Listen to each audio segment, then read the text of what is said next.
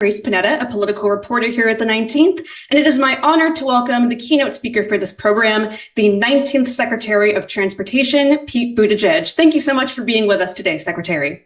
Thank you for having me. Good to be with you. So this event, as we're talking about sustainable communities, I want to start with public transit. Public transit is often characterized as a ladder of opportunity, enabling people to more readily access jobs and education.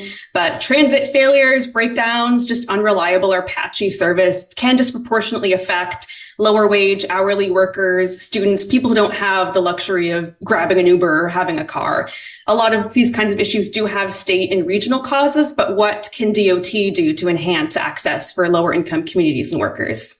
Well, right now, we're in the middle of the biggest federal investment in public transit in U.S. history. It was an important part of the president's infrastructure agenda and the package that was passed through Congress about a year ago and signed by the president. And we're well underway now putting those dollars to work for exactly the reasons you've raised. And when you have good transit, that brings enormous benefits in terms of economic mobility, in terms of safety, because actually compared to roadway driving, for example, it's a safer mode of transit. Certainly from a climate perspective, you could argue the single biggest thing we can do for climate and transportation is to create a situation where more people have and use the option of excellent transit.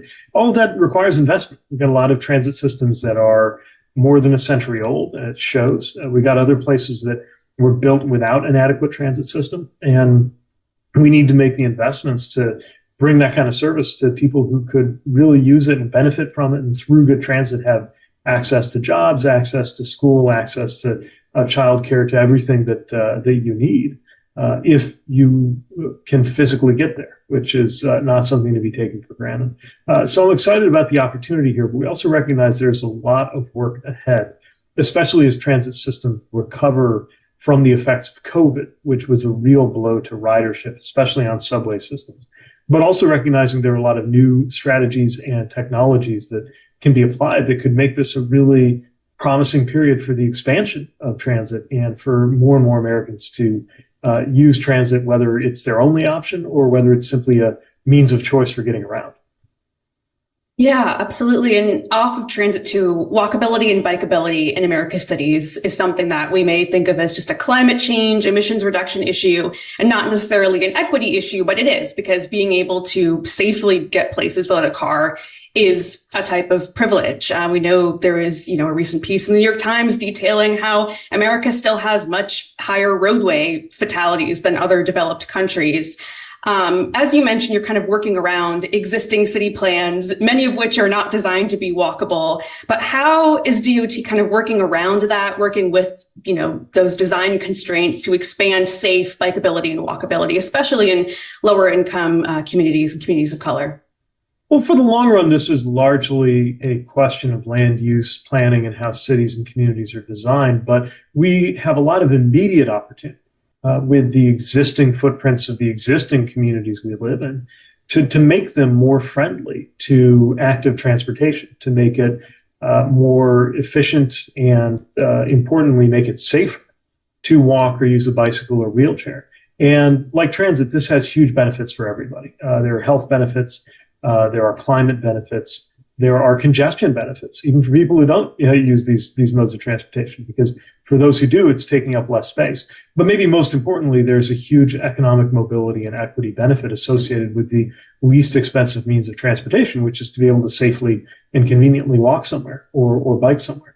A lot of that depends on the way that we design our roads. We've learned a lot as a country over the years on what works and what doesn't, the value of protected bike lanes, for example, the importance of safe technology and safe design for roadway crossings. And these are the kinds of things that there is a historic level of funding for right now, again, with the president's package in the bipartisan infrastructure law, that we're now in year 2 of pushing out to the cities, the states, and to communities.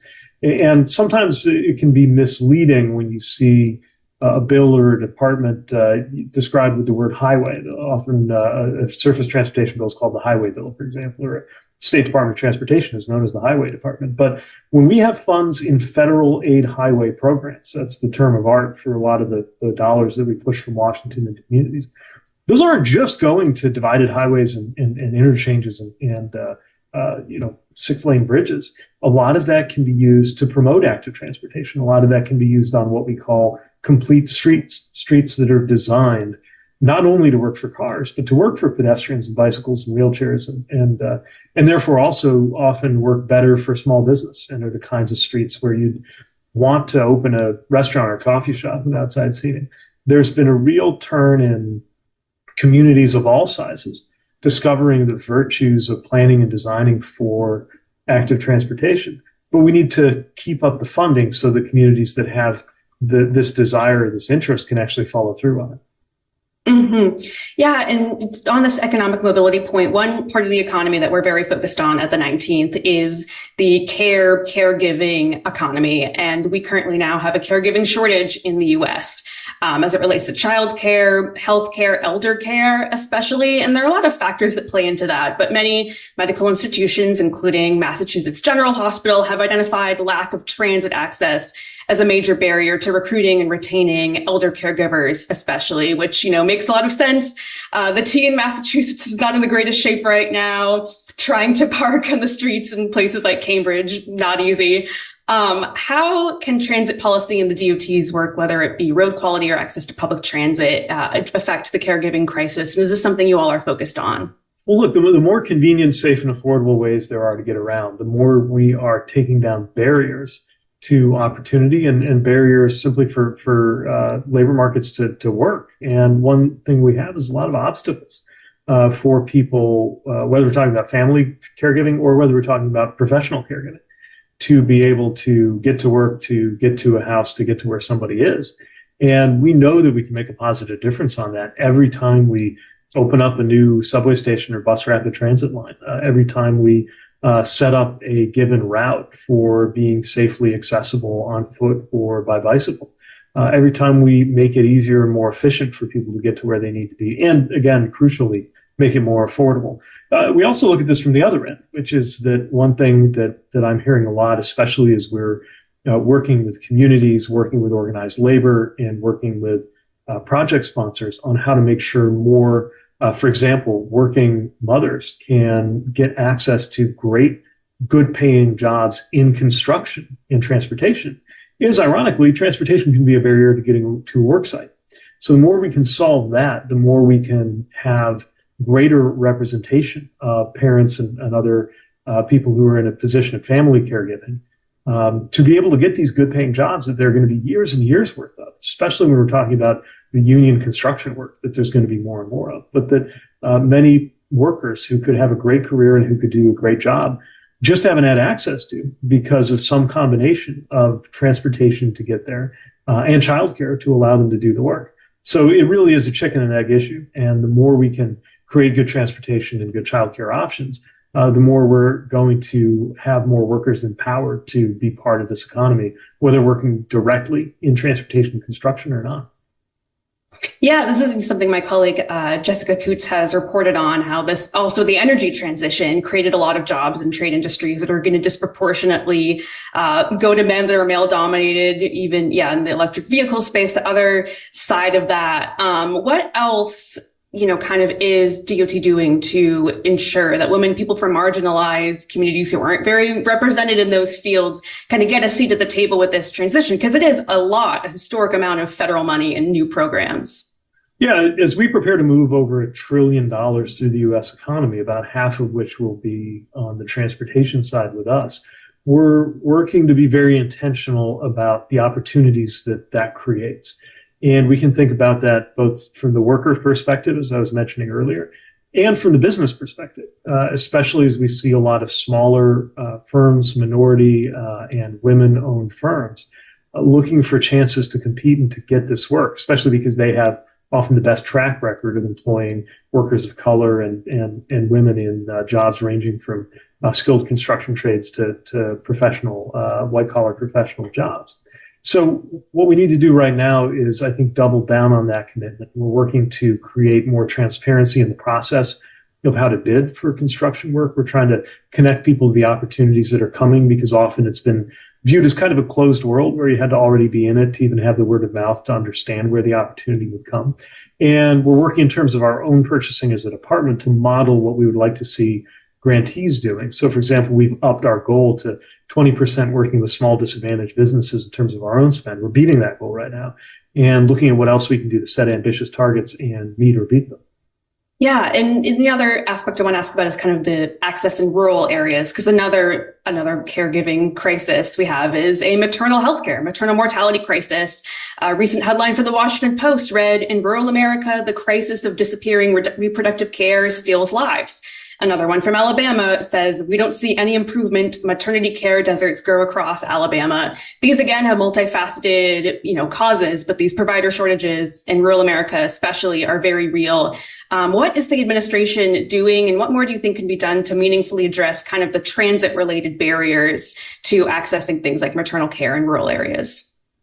Well, this is one of the reasons why we're investing in rural transportation and transit as well. And I think there's kind of an image out there that transit is mostly about big city metro areas, subways, and moving among dense office buildings. And it can be, but that's not all there is to the story of transit. And one thing that I think is especially exciting about our moment right now is that with some of the newer technologies, especially for transit on demand, which in the past has been mostly, you see it in some rural areas for all users, and others, it's mostly targeted at transit users with disabilities and often very, very expensive on a per ride basis and very, very slow or unreliable for transit riders. We can really enhance that. We can take the same technologies that are being used by for-profit companies like Uber and Lyft and make sure that transit can systems, especially in rural areas with lower density, where maybe a fixed route hub and spoke system with a 40-foot bus doesn't make any sense.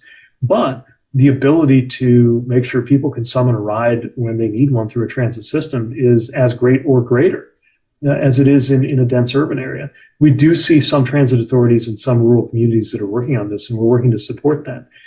These needs are even more extreme in tribal areas, which have the same density profile of a lot of rural areas. They are rural areas, but even less funding often when it comes to the condition of their roads and the economics of their tribal citizens having access to cars and transportation.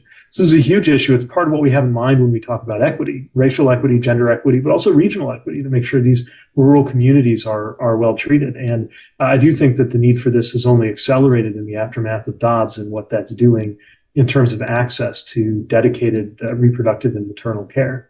I would want to think that this could be a source of bipartisan interest, since one would think even those who are not interested in upholding a woman's right to choose would have a shared interest in confronting maternal mortality.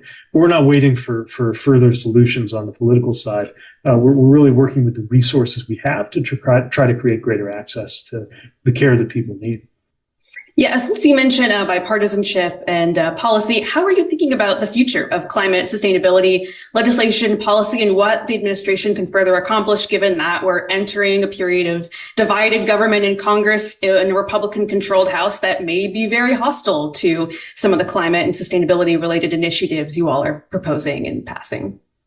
Well, the long-run solution is we have to move climate outside of the realm of partisanship. It is extremely unfortunate that we have a lot of, for example, congressional Republicans who continue to want to push away any meaningful action on climate change, because we really need to be a country where there's fierce competition between Republican proposals to aggressively fight climate change and Democratic proposals to aggressively fight climate change, and then we get to better outcomes. And you see in a lot of the Western world, this has happened. The right and left disagreements they have aren't over whether climate change matters. They're more over exactly how to proceed on an aggressive path toward confronting it. We're not there yet in the US.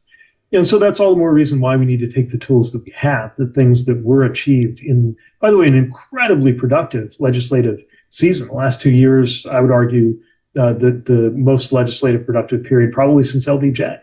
And whether we're talking about the Inflation Reduction Act, which itself contains the most important climate provisions really of any legislation passed by any country, or more specifically our transportation piece, which wasn't labeled as a climate bill.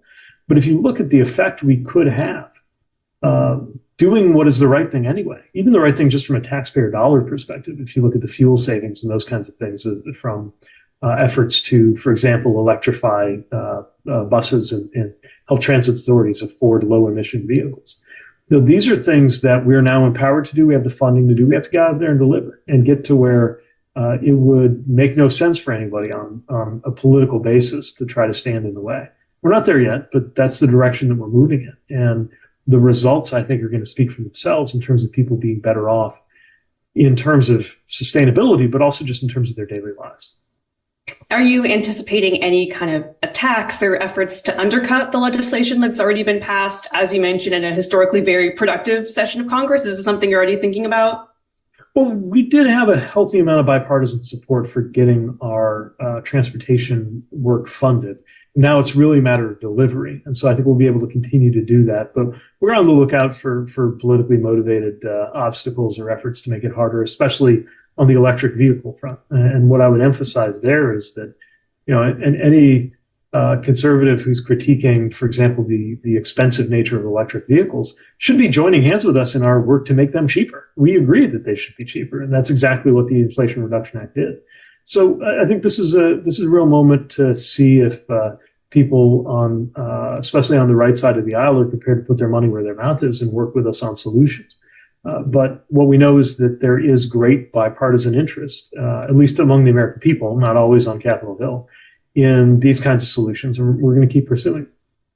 Yeah, and what opportunities do you see for this kind of bipartisan cooperation going forward in a divided Congress or at the state level where the balance of power has also shifted as a result of the midterms? Well, what I've noticed in Congress is even a member who was strongly against the bipartisan infrastructure law and called it wasteful spending or socialism or whatever, an awful lot of them have since written in requesting that the dollars from that bill be directed to their district. So for all the posturing, I think there's actually a lot of bipartisan interest in getting these things delivered to communities. But your question raises a really important point, which is actually a lot of the decisions about how this funding will be used aren't going to be made in Washington. They're going to be made much closer to home. The bulk of the dollars go out by formula. So when we have a discretionary program that we can use to pick and choose projects around the country, and some of those programs are massive, that's still only a fraction of what's going out there compared to what will ultimately be up to communities or state departments of transportation to do. And that in turn is a very empowering thing for citizens to recognize, because if you care about these things and you recognize the implications of transportation investment for sustainability, for equity, for the things that matter to you in your community, it may well be that the most powerful effect you can have in shaping those decisions is to engage in your state legislative process, in your city council, some of these processes that play out not on Capitol Hill, but potentially in your backyard, and processes that often admit of public input more effectively than the federal government can anyway. And so would definitely encourage people who are motivated to try to shape the outcomes of how these dollars will be used to make their voices heard in their own communities. Absolutely. Yeah, that's a really important note to end on. State, local politics, extremely important. Thank you so much, Secretary Buttigieg, for joining us for this wonderful conversation. Thank you all for tuning in and joining us today, and stay tuned for a fascinating panel discussion moderated by Jessica